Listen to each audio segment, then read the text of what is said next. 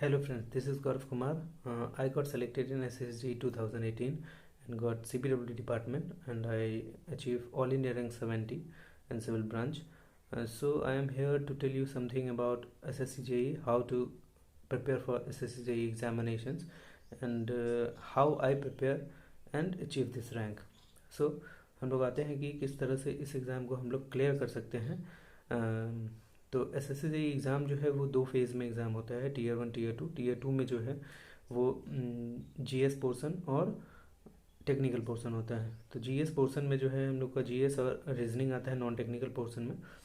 तो non technical portion के लिए जो है, चूँकि आज के टाइम में कोई भी टेक्निकल एग्ज़ाम निकालने के लिए, इंजीनियरिंग के लिए हम लोग को नॉन टेक्निकल बहुत अच्छा करना पड़ेगा, क्योंकि मोस्ट ऑफ द टाइम जो बच्चे सेलेक्ट हो रहे हैं वो नॉन टेक्निकल पोर्शन में अच्छा अचीव करेंगे, क्योंकि टेक्निकल पोर्शन करीब करीब सब सेम करते हैं, अच्छे से करते हैं। तो हम लोग को सबसे पहले नॉन टेक्निकल पोर्शन पे बातें करनी है कि नॉन टेक्निकल पोर्शन हम लोग किस तरह अच्छा कर सकते हैं।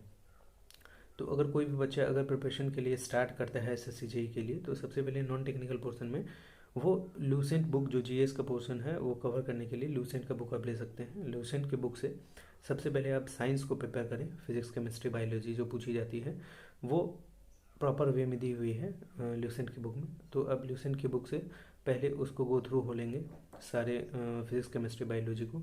उसके बाद पोर्शन वाइज करके जियोग्राफी, पॉलिटी और हिस्ट्री को भी हम लोग को कवर करना है। तो एक बार में पूरा नहीं पढ़ना है, उसको हम लोग को फेज बाय डिसाइड करके as per previous year questions, पहले को प्रीवियस ईयर क्वेश्चन को हम लोग को एनालाइज करना है, सिलेबस देखना है, प्रीवियस ईयर क्वेश्चन एनालाइज करना है। और जब हम प्रिपरेशन अपने स्टार्ट कर रहे हैं तो एनालाइज करके फिर जो जो मोस्ट ऑफ द टाइम जिस रीजन से पूछा गया है क्वेश्चन उसको हम लोग को हिस्ट्री, पॉलिटी और जियोग्राफी से कवर करना है। और साइंस हमें लूसेंट का जो दिया हुआ है वो अच्छी तरह से पूरा कवर करना है, क्योंकि वो एक स्टैटिक पोर्शन होता है जो मोस्ट ऑफ द टाइम हम लोग कर ले जाते हैं। चूँकि हम लोग इंजीनियरिंग बैकग्राउंड से होते हैं तो उसमें भी हम लोग काफ़ी मदद मिलता है जो हम लोग पहले से किए हुए रहते हैं। तो जीएस पोर्शन हम लोग इस तरह कवर कर सकते हैं। बाकी जीएस पोर्शन में ही करंट अफेयर है, तो करंट अफेयर के लिए आप लोग कोई यूट्यूब चैनल फॉलो कर सकते हैं कंटिन्यूसली। एक कोई भी यूट्यूब चैनल स्टडी IQ है, ये आप फॉलो कर सकते हैं। मैंने स्टडी IQ फॉलो किया था और मुझे उससे बेटर रिजल्ट मिला, मैंने अच्छा स्कोर कर लिया था उसके थ्रू जीएस पोर्शन में। जहाँ तक बात रीजनिंग की है, तो रीजनिंग में हम लोग जो है प्रीवियस ईयर ट्रेंड देखेंगे। प्रीवियस ईयर ट्रेंड किस तरह से क्वेश्चन आता है, बहुत ज़्यादा वेरिएशन रीजनिंग के क्वेश्चन में नहीं होता है, लेकिन इस बार से 2019 में क्वेश्चन कुछ अच्छे देखे गए हैं जो प्रीवियस ट्रेंड से नहीं है, थोड़ा हटके हैं। तो हम लोग को 2018 और 2019 का पेपर अच्छे से एनालाइज करना है कि किस रीज़न से किस तरह के क्वेश्चंस वो लोग डाल रहे हैं, क्योंकि 2020 में भी जो पेपर आने वाला है वो इसी ट्रेंड को फॉलो करते हुए आएगा, क्योंकि पहले की एजेंसी अलग थी एग्ज़ाम कंडक्टिंग, अभी चेंज हो गई है। तो इस कारण से वो पेपर में वेरिएशन दिख रहा है। तो हम लोग इस तरह से प्रिपेयर कर पाएंगे रीजनिंग को और जीएस वाले पोर्शन को। और मैं डिटेल में बताऊंगा इसके नेक्स्ट वीडियो में, लेकिन एक ब्रीफ इंट्रोडक्टिव वीडियो है जिससे मैं एक ओवरऑल क्या है SSC JEE के प्रिपरेशन के लिए हम लोग किस तरह से स्टार्ट ले सकते हैं और चीज़ों को सही वे में देख सकते हैं, इसके लिए मैंने इस वीडियो को बनाया है। फिर आते हैं हम लोग टेक्निकल पोर्शन में। ठीक है, तो चूँकि ये डिप्लोमा और बीटेक दोनों लेवल के बच्चे एग्ज़ाम दे सकते हैं, तो मैं डिप्लोमा लेवल पे ही बताऊंगा कि बीटेक वाले बच्चे और डिप्लोमा वाले बच्चे दोनों उसको तरीके से कर सकें। तो जब कोई भी बच्चा डिप्लोमा में एडमिशन लेता है तो फर्स्ट ईयर, क्योंकि इनका प्राइम जो भी बच्चे हैं, चूँकि जॉब स्कार्सिटी आजकल बहुत है, तो इस कारण से हम लोग को प्राइम टारगेट बना के ही रखना है कि हमको जाते ही, क्योंकि कोई भी बच्चा पढ़ता इसीलिए है कि उसको बढ़िया जॉब मिले, वो अच्छे से अपने लाइफ को एंजॉय कर सके और एक रिस्पेक्टफुल लाइफ जी सके। तो उनको शुरुआत से ही जो है एग्ज़ाम के प्रिपरेशन में लग जाना होगा। ठीक है, तो SSC JEE के एग्ज़ाम के लिए वो शुरुआत से ही जब वो जाते हैं फर्स्ट ईयर समाप्त होने के बाद, वो मतलब जो भी गो थ्रू होते हैं उस समय कॉलेज में, वो तो अच्छा है। उसके बाद से वो क्या करें, कोई भी कोचिंग का नोट्स ले लें, कोई भी कोचिंग का नोट ले लें। तो कोई भी में किसी का भी नहीं, जो SSC JEE के लिए बेस्ट है। जैसे बीटेक गोइंग स्टूडेंट्स मेडिजी कर लेते हैं, मेडिजी का क्लास ले लेते हैं, IAS मास्टर ले लेते हैं।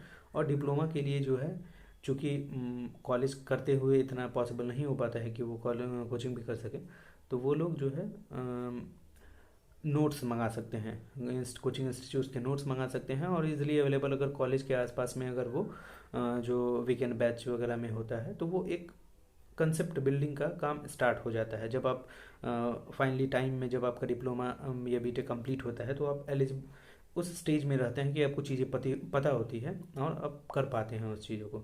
तो आप नोट्स ले सकते हैं, नोट से उसको अच्छे तरीके से कंसेप्ट क्लियर करेंगे। कॉलेज में भी अगर आप हैं तो कॉलेज में भी प्रोफेसर से या उस समय खुद से भी पढ़ के और कॉलेज से पढ़ के कर सकते हैं। और जहाँ तक कोचिंग की बात है, अगर आप कोचिंग ले रहे हैं तो चीज़ें आपकी क्लियर होंगी ही।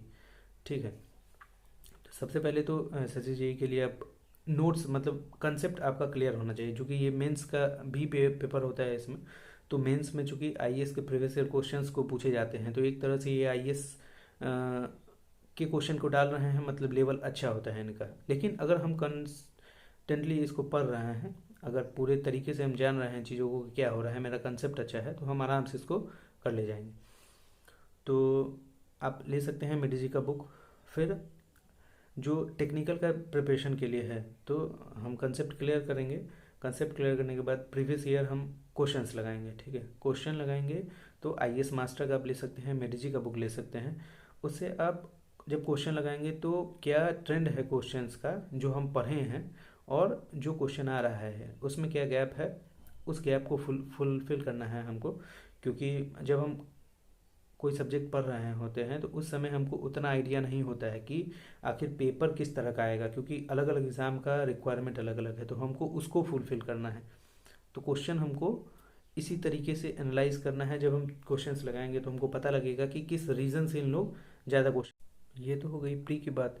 और जब हम प्रिपरेशन कर रहे हैं तो ऐसा नहीं है कि हम सिर्फ प्री की तैयारी करेंगे, क्योंकि जो प्री होता है उसके 1-2 महीने बाद ही जो है रिजल्ट आता है, उसके 1 या 1.5 महीने बाद जो है मेंस का पेपर हो जाता है। तो हमको इस तरह से प्रिपेयर करना है कन्वेंशनली वे में, कि जब हम मेंस एग्ज़ाम लिखें तो हम उस सिचुएशन में रहें कि हम अच्छे से अटेम्प्ट ले सकें, क्वेश्चंस को समझ सकें। ऐसा ना हो कि पहली बार में हमें जो है जिस तरह से मॉक टेस्ट हम लोग मेंस का एग्ज़ाम दे रहे हैं, चूँकि हमको एक बार में ही क्लियर करना है, बहुत ज़्यादा टाइम आप जो है हमारे पास नहीं होता है, वैकेंसियाँ कम आती है, तो हमको इसी में जितनी वैकेंसी आती है उसी में अपने एग्जिट को अचीव करना है। तो मेंस का प्रिपरेशन हम लोग उसी तरह करेंगे। जब हम लोग अपनी तैयारी को में लगे हैं तो उसी टाइम हम लोग को जो है अपने कंसेप्ट को क्लियर करते हुए एक कन्वेंशनल वे में भी तैयारी करना पड़ेगा। तो बाकी चीज़ें मैं अपने नेक्स्ट वीडियो में बताऊंगा।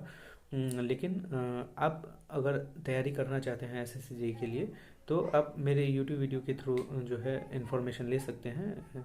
एक्चुअली हम लोग का तो अभी सिलेक्शन ही हुआ है, तो ज्वाइनिंग होने के बाद जब हम लोग ट्रेनिंग में जाएंगे तब भी बहुत सारे इन्फॉर्मेटिव वीडियो मैं डालता रहूँगा।